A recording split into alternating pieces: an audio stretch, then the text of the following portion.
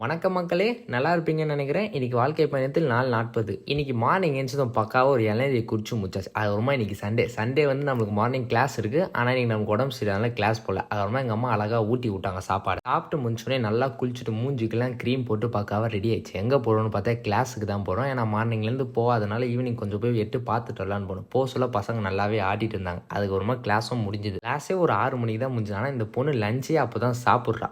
சாப்பிட்டதும் இல்லாமல் ஏதோ நான் சாப்பிட்ற மாதிரி எனக்கு வீடியோ வேறு எடுக்கிறா. சரி, அப்புறம் கிளாஸ்லேருந்து கிளம்பிட்டு அப்புறம் நம்ம காலேஜே நாளைக்கு தான் போகிறோம். ஆனால் எங்கள் அம்மா வந்து இப்போயே போய் மெட்ரோ கார்டு போய் ரீசார்ஜ் பண்ணிட்டு வாங்க. ஏன்னா காலேஜ் போஸ்ட்டில் பண்ணான்னா 400 தான் பண்ணி 100 எடுத்துப்பேன். அதனால் எங்கள் அம்மா இப்போயே பண்ணிட்டு வர சொன்னாங்க.